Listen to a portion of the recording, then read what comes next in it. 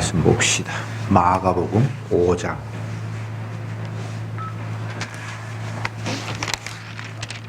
마가복음 5장 21절부터 34절까지 교독하겠습니다.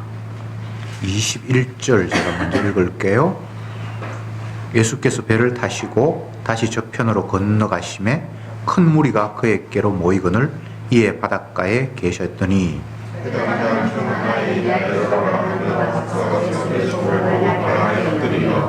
많이 간구하여 가로되 내 어린 딸이 죽게 되었사오니 오셔서 그 위에 손을 얹어사 그로 구원을 얻어 살게 하소서 하거늘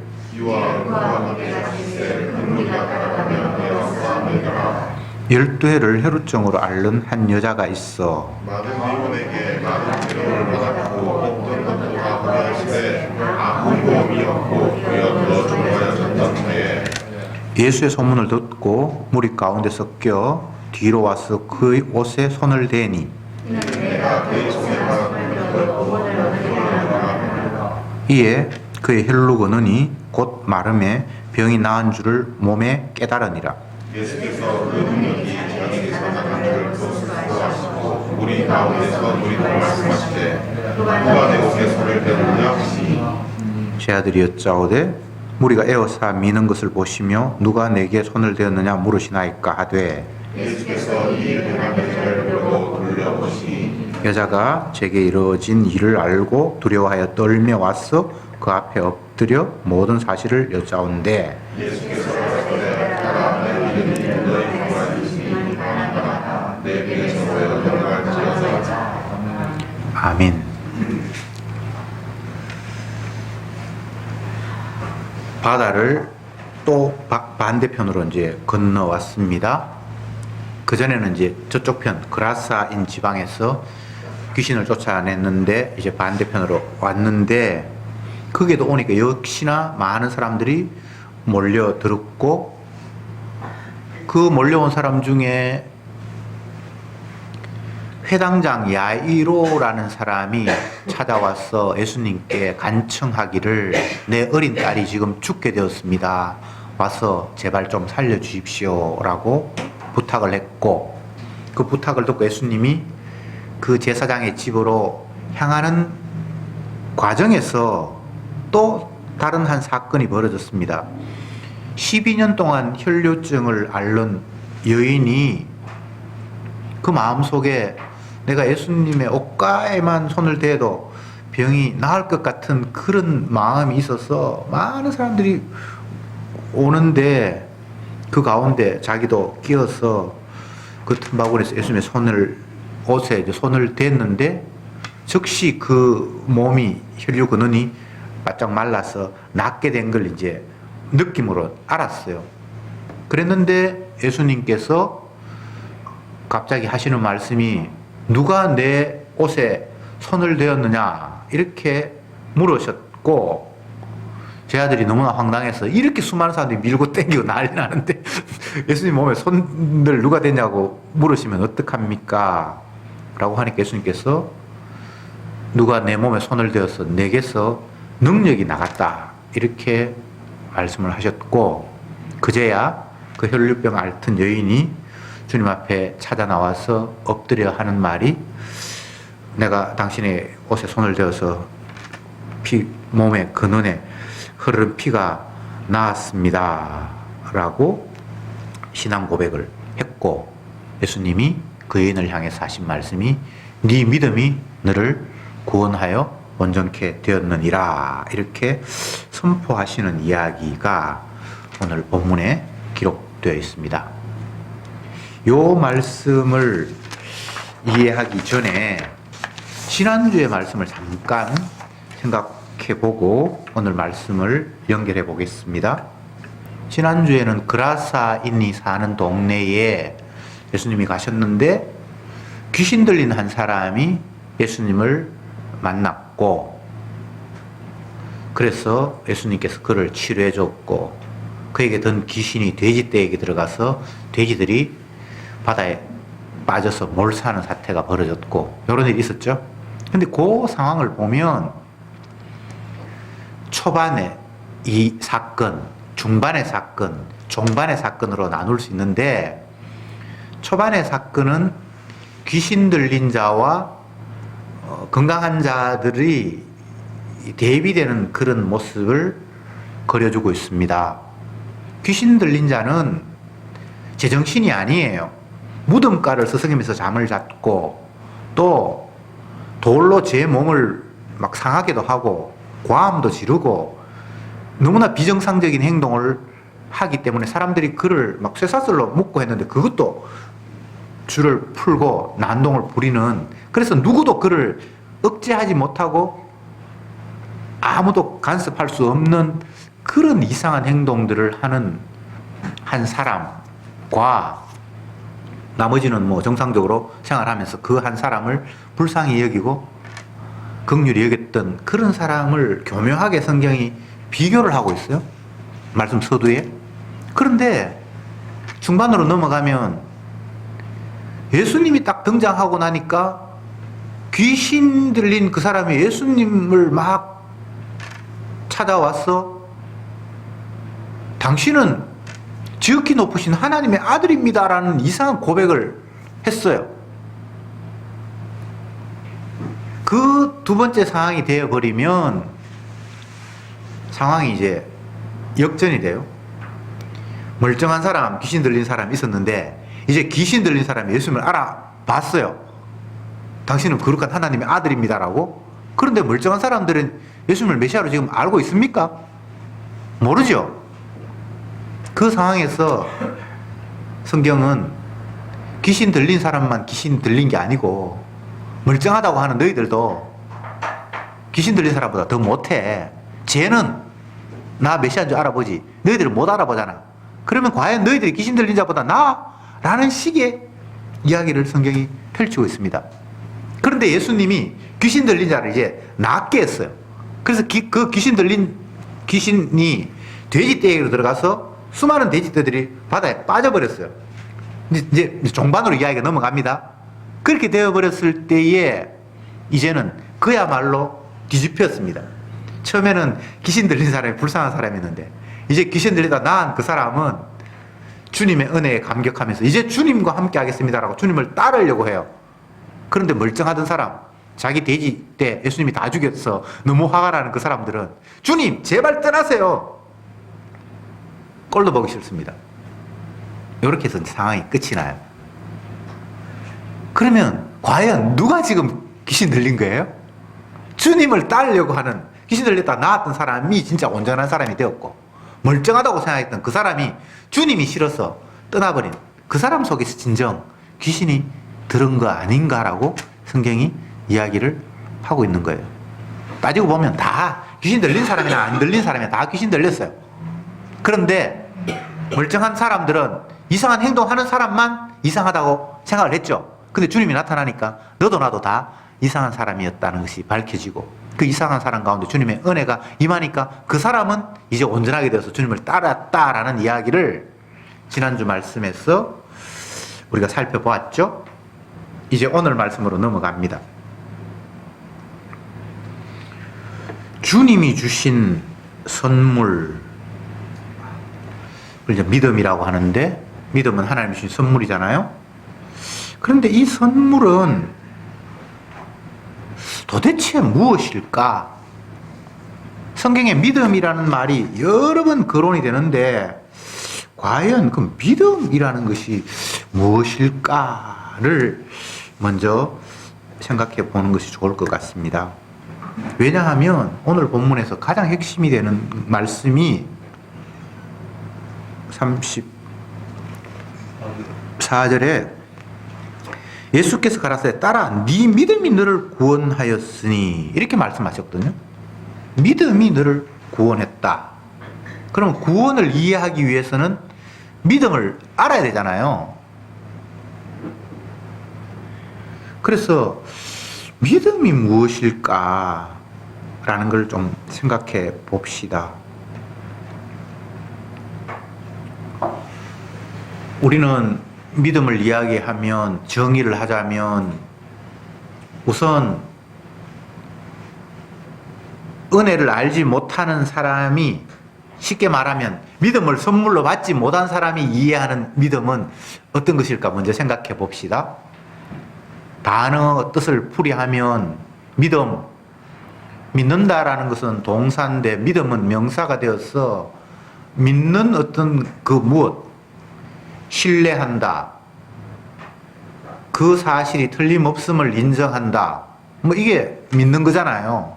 근데 예수님을 믿는다 그러니까 예수님께서 하나님의 아들이고 메시아고 그분이 세상의 주인이라는 사실을 인정하고 받아들이는 것, 이걸 이제 믿음이다라고 생각할 수 있죠. 그게 그냥 진짜 믿음을 선물로 받지 못한 사람들의 믿음의 정의입니다. 근데 그게 뭐 틀린 것 같지는 않은데, 진짜 믿음을 받은 사람은 그런 것과 반응이 달라요. 양상이 이제 달라져요. 혈육병을 12년 동안 알아오고 있다. 그런데 이 사람이 그 병 낫게 하기 위해서 수많은 의사들을 찾아다녔는데 병도 못 나았고 가진 재산을 다 탕진하면서까지 그걸 병을 나으려고 애를 썼는데 결과적으로는 더 심한 상태가 되었다. 그런 차에 예수님에 대한 이야기를 들었고 그 이야기를 듣자마자 내가 예수님을 만나서 그의 몸에 손만 대도 내가 병이 낫겠다라는 그런 마음이 들었고, 그래서 수많은 사람들이 모여 있는데 자기도 그곳에 가서 아무 말 없이 예수님의 몸에 손을 대었는데 자기 몸에 흐르던 피가 갑자기 멈추는 것들을 온몸으로 직감을 했다. 그런데 더 놀라운 사실은 그 수많은 사람들이 막 예수님 앞에 몰려들어서 난리가 치는데 예수님께서 내 몸에 누가 손을 댔냐, 내 옷에 누가 손을 댔냐라고 이야기하면서 나에게서 능력이 나갔다라는 말씀을 하셨고, 여인은 자기가 예수님 몸에 손을 대어서 혈류근원이 나았다라는 사실을 이야기했습니다. 사실 여인이 자기 몸에 피가 흐른다라는 것들을 공개적으로 이야기한다는 것 자체가 우리는 그냥 아무렇지 않게 이 사람이 이런 일이 있었구나라고 하지만 그건 숨기고 싶은 자기의 수치예요. 그런데 숨길 수가 없는 상황이 왔잖아요. 제자들은 그 상황을 몰랐을 때는 예수님이 자기 몸에 손을 댄 사람이 누구냐라고 물었을 때 황당했어요. 이렇게 많은 사람들이 밀고 당기고 난리가 났는데 그 손댄 게 뭐가 대단하고 그걸 왜 누구 한 사람이 손댄 것도 아닌데 손댄 사람이 누구냐라는 이 물음 자체가 통상적으로는 이해 안 되는 물음이잖아요. 그래서 예수님이 제 아들이 예수님이 이렇게 지금 많은 사람들이 밀고 당기고 난리인데 누구 한 사람만 손댄 거 아니잖아요 라는 식의 오히려 의문을 제기하면서 예수님 말씀에 의아함을 표시했을 때에 예수님이 하신 말씀이 내 몸에서 능력이 나갔다는 거예요. 그렇게 되니까 여인이 더 이상 자기를 숨길 수 없어서 자기의 수치를 이야기하고 내가 이렇게 더러운 여인이고 지저분한 사람이었는데 주님이 내가 주님의 몸에 손을 댔을 때 내 혈육 근원이 깨끗하게 되었습니다.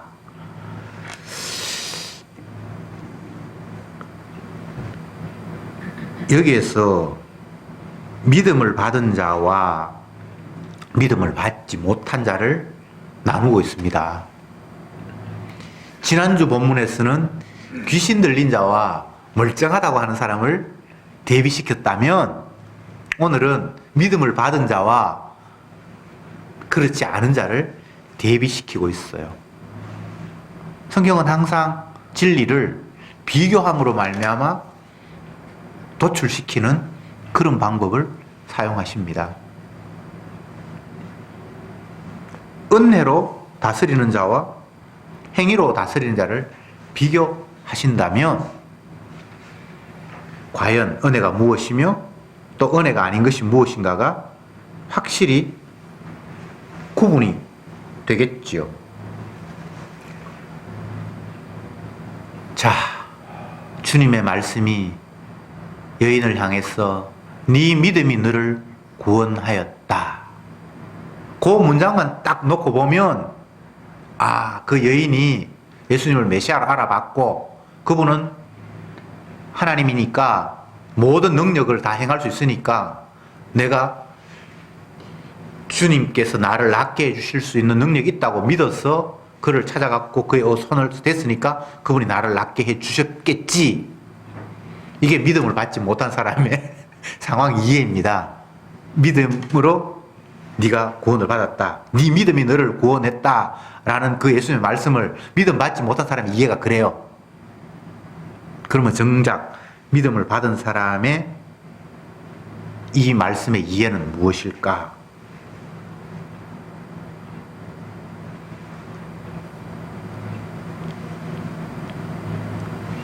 무언가 여인이 어떤 일을 했기 때문에 아니면 예수님을 확실히 믿었기 때문에 불신자가 아니라 이제는 신자가 되었기 때문에 그 신자의 믿음을 보시고 그를 병에서 낫게 했고 구원했다가 아니라 다 믿음이 없어요. 그런데 주님이 특수한 어떤 한 사람에게 이미 자기의 믿음을 던졌어요. 선물을 던졌어요. 그러니까 여인이 선물을 받아서 이상한 행동을 하는 거예요. 그래서 믿음을 선물로 받으니까 자기 마음속에 나는 예수님 옷가에만 손을 대도 내 그동안 뭐 의사한테 돈 갖다 바친 것만 해도 수없이 갖다 바쳤고 재산 다 낭비하고 그래봐야 나아지기는커녕 점점 더 병이 악화되는 인간적인 방법을 내가 다 사용해봤지만 불가능했는데 저분은 나를 낫게 하실 수 있는 분이라는 마음이 그냥 마음속에 찾아왔어요. 이게 믿음을 선물로 받은 거예요. 그래서 그냥 손을 대은 것 뿐이고 근데 결과적으로 나았어요. 여인의 것이 아닙니다. 주님의 믿음입니다. 주님이 네 믿음이 너를 구원했다라는 이야기는 내가 너에게 믿음을 주었고 그 믿음 보고 내가 너를 온전케 했다는 거예요. 사람이 잘한 거 아무것도 없습니다. 주님이 자기 거 줘놓고 내가 준 거 니한테 갖고 있네 라고 그냥 확인해버린 게 구원이에요. 사람의 거가 아닙니다. 그러면 이렇게 됐을 때 이 여인은 어떤 식의 상황, 자기의 질병의 과거, 그리고 이제 질병에서 나은 현재, 그리고 앞으로 벌어질 어떤 상황을 어떤 식으로 이해를 하는가 하면 그동안 내가 12년 동안 누추한 병 때문에 몸에서 피가 계속 흘러나려서니까 이게 얼마나 부끄럽고 수치스럽지만 불편하고 엄청난 큰 고통을 겪었을 거예요. 그러니까 온 의사들, 수많은 의사들을 찾아다녔고 자기 가진 재산 다 흡입했다고 했으니까 막 백방으로 노력한 거 막 그거 멈추기 위해서 그러니까 인간적인 모든 노력을 다 기울였다. 그런데 안 됐어. 그 상황, 지난 12년 동안의 그 고생, 부끄러움, 불편함, 뭐 여러 가지 상황들을 어떤 식으로 이해했을까? 믿음이 들어오면요, 그 지난 세월이 예수님 자기 자신이 주라는 사실을 드러내기 위해서 나에게 이런 병으로 역사하셨다라고 받아들이는 거예요. 그리고 지금 이 순간 자기 자신을 드러내기 위해서 나를 온전케 하셨다라고 받아들이는 거예요. 그리고 내 앞으로의 시간이 몇 년이 돼서 더 살지 모르지만 다시 다른 질병이 걸리든 말든 그것은 주님이 자기 드러내기 위해서 나를 활용할 것이다 라고 받아들이는 것이 믿음입니다.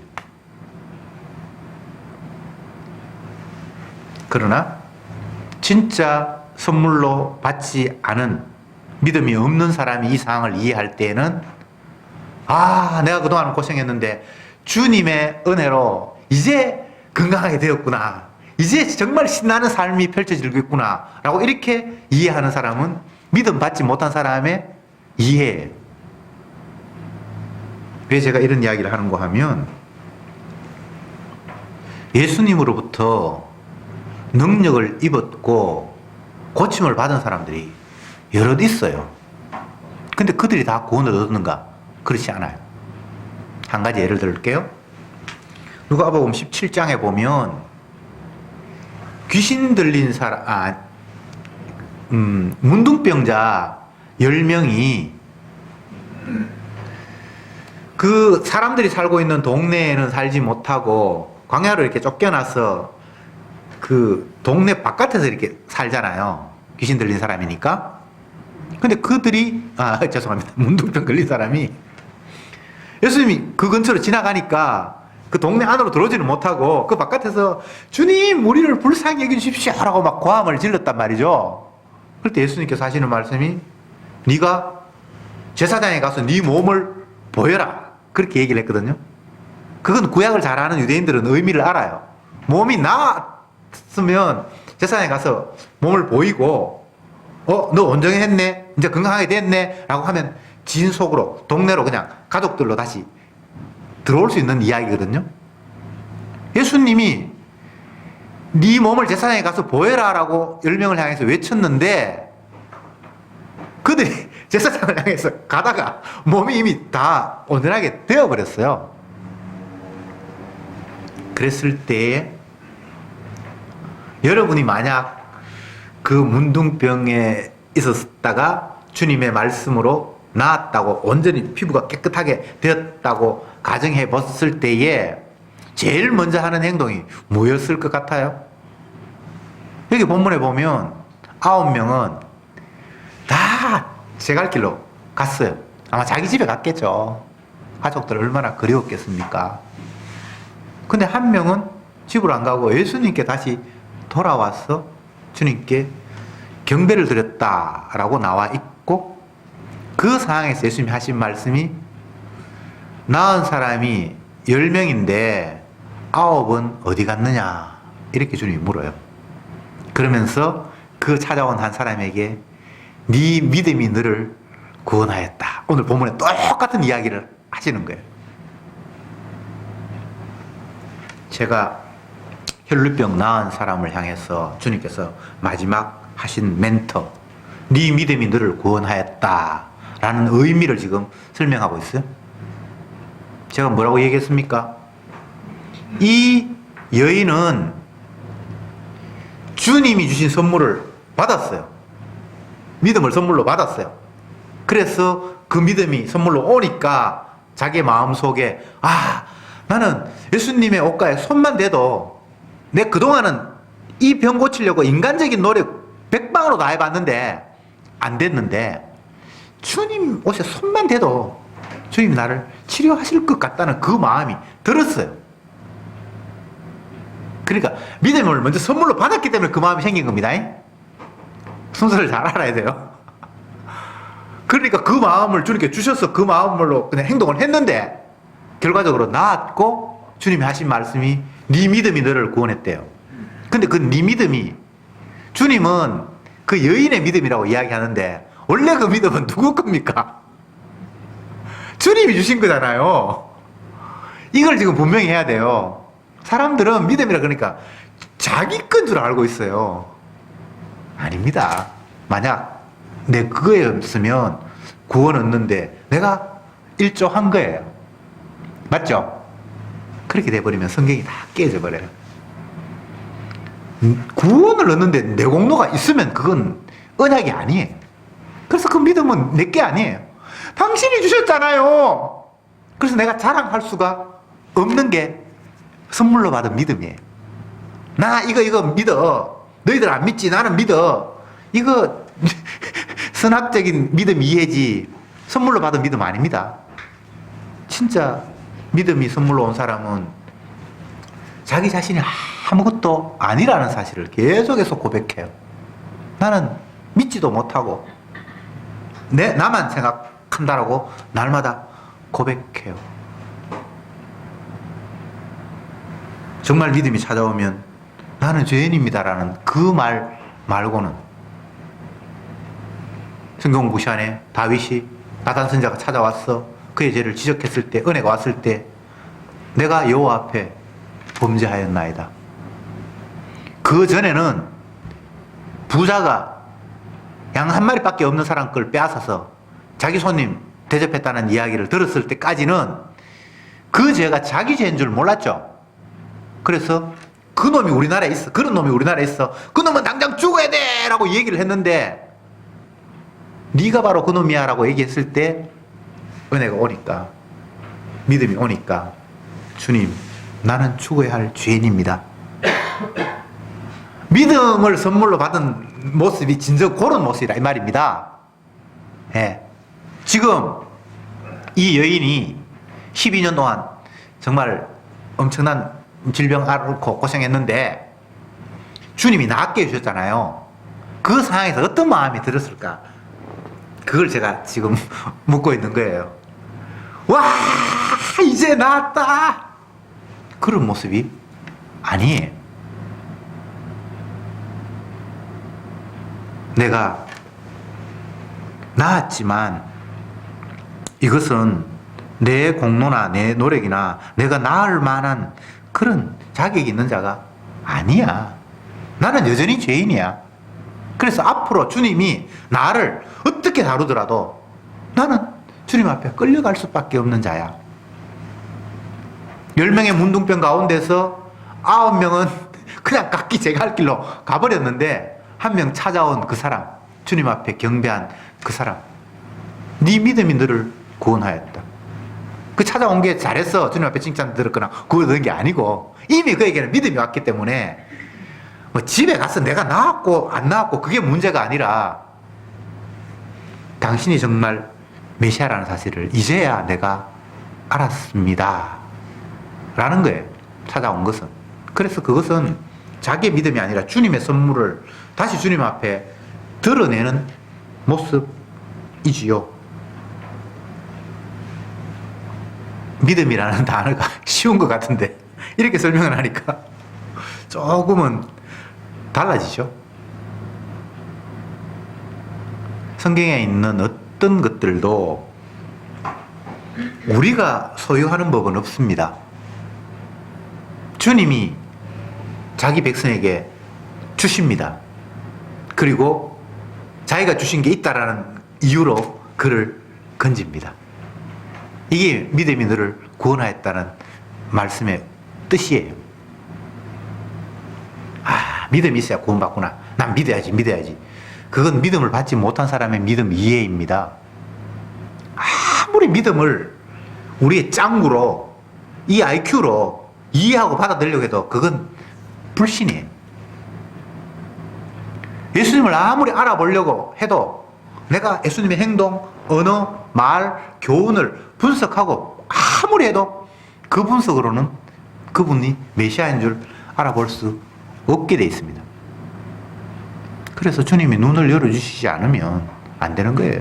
주님이 선물로 믿음을 주시면 그때 그냥 주님이 주신 게 이거구나라고 그냥 내가 받았음을 당신이 나에게 주셨잖아요 라고 고백함이 그냥 툭 튀어나오는 거예요.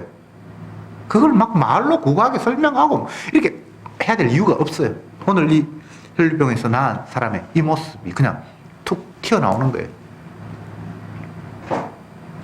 믿음을 오해하는 사람, 구원을 오해하는 사람은 아이고 이제 이 여인 팔자 피겠네, 이제 고생 끝 행복만 시작이 됐겠네 이렇게 받아들이지만 정작 믿음을 받은 이 여인은 과거에도 주님이 자기 뜻 드러내기 위해서 나를 다루셨다면 남은 여생도 주님이 당신 뜻대로 나를 다스릴 거라는 사실을 받아들이고 인정할 수밖에 없는 거예요. 믿음 없는 사람은 이렇게 병이 걸렸다가 다시 다른 병에 또 걸리면 주님 떠날 거예요. 그러나 진짜 믿음을 선물로 받은 사람은 앞으로 어떤 일이 일어나도 이게 주님이 자기를 드러내는 도구로 내가 활용되고 있음을 감사할 수밖에 없겠죠. 형편 좋아졌다. 과거에 비해서 현재는 훨씬 더 나은 환경이 되었다. 이게 믿음을 받은 사람의 모습이 아니라는 겁니다. 지난날이 어떠했든 앞으로가 어떻게 되든 그건 우리의 관심의 대상이 되면 안 됩니다. 정말 믿음을 선물로 받은 사람의 관심은 주님이 어떤 식으로 자기 자신을 영광받기 위해서 나를 활용하실까? 가라 하면 가고 오라 하면 오겠나이다. 그냥 그런 모습인 거예요. 그 사람의 백부장의 고백이죠. 그런 사람의 고백이 현명한 고백이라기보다는 믿음이 선물로 왔기 때문에 그런 식의 반응이 나타나는 거예요. 주님이 자기 거 줘놓고는 요거 내가 줬네 라고 회수하는 거예요. 그게 믿음이 너를 구원하는 모습이에요. 내 천부께서 심으시지 않는 것은 마지막 날에 다 뽑으리라. 주님이 자기 거 심어놓고 자기 거 회수하는 식이에요. 그게 구원이에요. 주님이 심으시지 않는 거는 지랄 발광을 해도 표현이 너무 거칩니까? 안 돼요. 주님이 자기 거 던져놓고 내 거라고 회수하는 그 방법 말고는 다른 구원이 없어요. 그러니까 믿음 못 받은 사람이 난리를 치잖아요. 안간힘을 쓰는 거예요. 그런데 믿음을 선물로 받은 사람들은 할 일이 없어. 그냥 끌려가는 거예요. 가라 하면 가고 오라 하면 오고 할 게 뭐가 있습니까? 주님이 나를 웃게 하시면 웃고 형통한 날에는 기뻐하고 공고한 날에는 기도하고 그냥 그런 거예요. 주님 이제는 행복한 날만 주세요. 그건 믿음을 못 받은 사람이 하는 이야기예요. 주님 이제는 앞으로 꽃길만 걷게 해주세요. 꽃길이 어디 있습니까? 주님은 좁은 길로 가셨는데. 넓은 길, 좁은 길이라는 그 구분 자체도 믿음을 받지 못한 상태에서의 이해와 믿음을 받고 난 이후의 이해는 전혀 달라요. 이걸 아무리 설명을 해도 믿음을 받지 못한 상태에서는 설명을 해봐야 있는 자는 더 받을 것이고 없는 사람은 그 있는 것마저 빼앗기리라는 그 상황인 거예요. 내가 같은 나라 사람으로서 같은 언어를 사용하지 않으면 외국어잖아요. 그렇잖아, 그죠? 그런데 외국어로 이 사람이 못 알아들을 것 같아. 한마디 했는데 못 알아들어. 두 마디 하고 세 마디 하고 하면 할수록 점점 더 외국어라. 나하고는 점점 더 멀어져. 그게 있는 사람은 받고 없는 사람은 있는 것마저 빼앗긴다는 의미거든요. 믿음을 받지 못한 사람은 믿음을 설명하면 설명할수록 믿음은 자기하고 점점 더 거리가 먼 이야기예요. 그게 주님의 전략이에요. 그래서 떨어질 놈은 떨어지고 내 편은 내가 끌고 가겠다는 거예요. 교묘하게 주님 분리시킵니다. 내 양은 내 음성을 알고, 그 어려운 표현 아니죠? 내 백성은 내 말 알아듣는다. 내 백성 아닌 사람은 내가 말하면 방언으로 들릴걸, 외국어로 들릴걸, 그 말이잖아요. 같은 말이 아니면, 남의 나라 말이면 한마디 설명해서 부족하면 두 마디 설명하면 압니까? 많이 하면 많이 할수록 그냥 내가 못 알아듣는다라는 것 확인할 뿐이잖아요. 그 이야기예요. 네. 우리는 복음을 전하기 위해서 때로는 안타까워서 더 많이 설명하면 알 것 같고, 내가 표현이 부족해서 사람이 못 알아들을 것 같은 생각이 들어서 두 마디 세 마디 하죠. 그런데 두 마디 세 마디 말이 많아지면 많아질수록 점점 더 거리가 멀어지게 돼 있는 거예요. 이게 하나님 나라의 원리, 믿음 있음과 믿음 없음, 하나님으로부터 믿음을 받은 사람과 믿음을 받지 못한 사람의 차이예요. 이제 말씀의 결론을 맺겠습니다. 구원은 인간 편에서 어떻게 할 수 있는 문제가 아닙니다. 주님이 구원할 사람을 정해놓고 구원하기 위해서 자기의 선물을 그에게 던지시고, 그리고는 내가 던진 거 여기 있네 라고 다시 회수하는 식의 방법 외에는 다른 방법이 없습니다. 그래서 구원을 얻을 사람은 그냥 나는 아무것도 아닙니다, 주님이 버리셔도 할 말이 없습니다라는 그냥 그 자리에 있을 뿐이에요.